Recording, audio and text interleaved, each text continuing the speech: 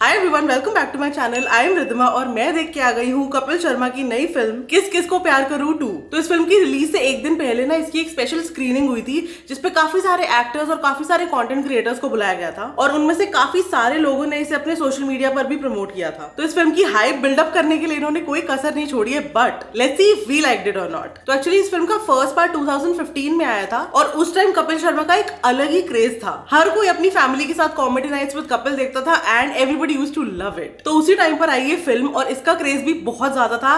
The people absolutely love the first part. But भाई मैं पहले से ही डिस्क्लेमर दे देती हूँ कि अगर बाय चांस आपने इसका फर्स्ट पार्ट देखा है तो आपको इस वाले पार्ट में भी बहुत सारी सिमिलैरिटीज देखने को मिलेंगी। तो स्टोरी की बात करें तो स्टोरी में मोहन यानी कपिल शर्मा लीड रोल में है, जो कि भोपाल में एक रेस्टोरेंट चलाते हैं और एक मुस्लिम लड़की के साथ रिलेशनशिप में है जिसका नाम है सानिया, प्लेड बाय हीरा वरीना। अब क्योंकि मोहन हिंदू है और सानिया मुस्लिम है, इसलिए दोनों के ही पेरेंट्स इस इंटर रिलीजन लव स्टोरी के बिल्कुल ही अगेंस्ट है। तो फैमिलीज अग्री नहीं करती है तो ये दोनों भी शादी नहीं करते हैं आपस में। धीरे धीरे स्टोरी आगे बढ़ती है और इवेंचुअली कुछ ऐसी सिचुएशंस बन जाती हैं जिसकी वजह से मोहन को 3 शादियां करनी पड़ जाती हैं। सो उनकी फर्स्ट वाइफ है सानिया की ही कजन रूही यानी आयशा खान, सेकंड वाइफ है त्रिधा चौधरी जो कि हिंदू है और थर्ड वाइफ है पारुल गुलाटी जो कि एक कैथोलिक है। अब ये तो ऑब्वियस ही बात है कि तीनों को ये नहीं पता कि उनके अलावा बाकी 2 और बीवियां भी एग्जिस्ट करती हैं। मेरी किस्मत ही ऐसी है, लेने किसी और को जाता हूँ, मिल कोई और जाती है। इसीलिए मोहन को तीनों के बीच कॉन्स्टेंटली जगल करना पड़ता है।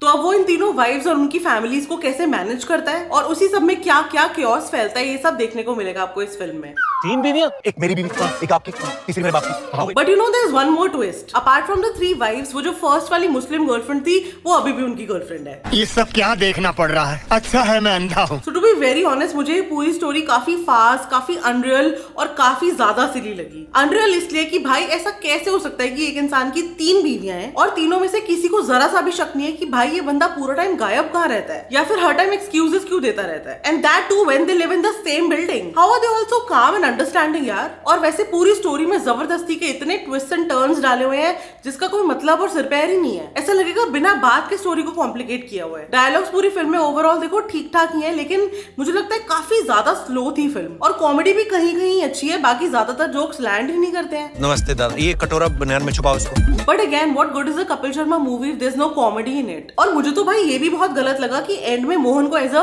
सेवियर ऑफ वुमेन दिखा दिया गया कि ओ भाई ये ना हेल्पलेस औरतों की मदद करना चाह रहा था इसलिए इसने उनसे शादी कर ली। देखो कितना अच्छा इंसान है, सभी धर्मों को और सारी वाइफ्स की फैमिलीज को साथ में लेकर चल रहा है। What? But dude in reality he is a liar and a cheater. इसको कैसे ग्लोरीफाई कर सकते हो यार? आप लोग प्लीज मुझे अपने व्यूज बताना कमेंट सेक्शन में। एंड या when I said similarities I meant 80% of the movie same. भाई ऐसा लग ही नहीं रहा था हम सेकंड पार्ट देख रहे हैं, सब एकदम same apart from that whole religion वाला एंगल। और बाकी ओवरऑल पूरा प्लॉट मेरे को काफी डेटेड, काफी बोरिंग और अनबिलीवेबल लगा। भाई ऐसा कहाँ होता है and how are people okay with this? इस फिल्म के फर्स्ट पार्ट की तरह अगर ये फिल्म भी 2015-16 में आई होती तो शायद चल जाती, लेकिन आज के हिसाब से it's a very very outdated plot. Actors की बात करें तो भाई कपिल शर्मा की भी एक्टिंग मुझे कुछ खास नहीं लगी। मतलब मेरा दिल बार बार निकल के ये बोल रहा था कि प्लीज इस बंदे को बोलो स्टैंड अप कॉमेडी करे, प्लीज भाई साहब आप मत करो एक्टिंग यार। सानिया कहाँ है? आपने सानिया को बताया नहीं था मैं शादी करने आ रहा हूँ? मैं सच में एग्जैजरेट नहीं कर रही, उनको देख के आपको बार बार यही फीलिंग आएगी कि जैसे आप कपिल शर्मा शो ही देख रहे हो, क्योंकि उन्होंने एक्टिंग एज सच की नहीं है। एंड दैट टू मुझे लग रहा है शायद विलिंगली नहीं किया, बिकॉज मैंने ज़्विगाटो देखी है और वो एक्चुअली मुझे अच्छी लगी थी। He was very recent in that movie. यहाँ पता नहीं क्या ही हुआ है ब्रो। मनजोत सिंह ने प्ले किया है मोहन के बेस्ट फ्रेंड हब्बी का कैरेक्टर एंड वो अच्छा ही था अपने रोल में, जैसे वो हर मूवी में होता है। आई वुड डेफिनेटली से कि अगर आधी मूवी कपिल के कंधों पे थी तो आधी मनजोत के कंधों पे ही थी। भाई संभाल रखा था इसने फिल्म को। इसके जोक्स अच्छे थे, कॉमिक टाइमिंग्स अच्छी थी एंड ओवरऑल एक्चुअली मुझे ये बाकी सबसे बेटर लगा कैरेक्टर। उसने एक अच्छा बेस्ट फ्रेंड होने और कपिल के कान छुपाने में कोई कसर नहीं छोड़ी। बट आई ऑल्सो फील कि मैंने मनजोत को हमेशा ना एक स्टीरियोटिपिकल एक ही तरीके के कैरेक्टर में देखा है हमेशा। I would really love to see him in more roles. Tridha Choudhury, Ayesha Khan, Parul Gulati and Hina Varina चारों काफी एवरेज लगे मुझे अपने कैरेक्टर्स में। एंड टू बी ऑनेस्ट इनमें से कोई बहुत अच्छा एक्टर है भी नहीं पहले से। त्रिधा को आश्रम में और आयशा को मैंने एक सरगुन रवि वाली वेब सीरीज टाइप्स में देखा था, मतलब क्लिपिंग्स में देखा था, तो मुझे वो डिसेंट लगी थी। बट पारुल और हीरा को मैंने कभी भी एक्ट करते हुए नहीं देखा था and they were like very average. But to be honest इन सब में से भी सबसे ज्यादा स्क्रीन टाइम त्रिधा को दिया गया है एंड उसने उसको ठीक से यूटिलाइज भी किया है। और भी बहुत सारे रिनाउंड फेसेस दिखेंगे आपको सपोर्टिंग कास्ट में, लेकिन जिनको मैं सबसे ज्यादा देख के खुश थी वो थी Asrani ji, because I think उनकी लास्ट परफॉर्मेंस थी and it was really making everybody emotional. So उनको इतने टाइम बाद स्क्रीन पर देख के बहुत ही अच्छा लगा and it was really good. लाहौल विला कुव्वत। सॉन्ग्स की बात करें तो सॉन्ग्स भी सारे एवरेज ही हैं, एक दो मतलब थोड़े सोलफुल गाने हैं वो ठीक है।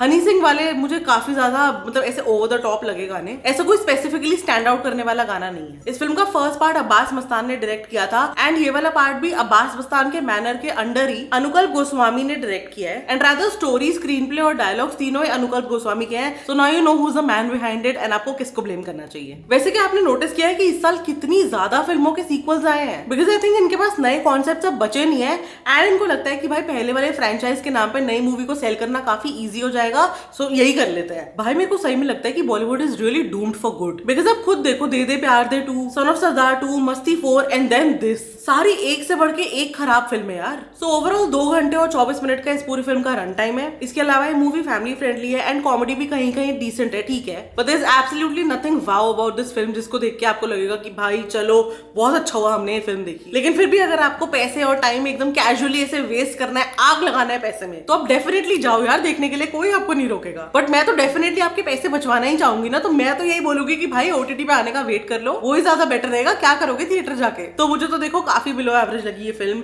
एंड मैं काफी डिसअपॉइंट होकर बाहर आई थी थिएटर से, और उसी रीजन की वजह से मैं देना चाहूंगी इसको 2 on 5 स्टार्स। आप बताओ आपके क्या प्लान है, आप देखना चाहोगे ये फिल्म या नहीं, और आपके कपिल की एक्टिंग के बारे में क्या ओपिनियंस हैं, सब कुछ मुझे कमेंट्स में बताना। And this was it for today. अगर आपको आज का वीडियो पसंद आया हो please like share comment and subscribe to my channel. Instagram पे मुझे फॉलो कर लो। जल्दी से मिलो मुझे अगले वीडियो में। बाय।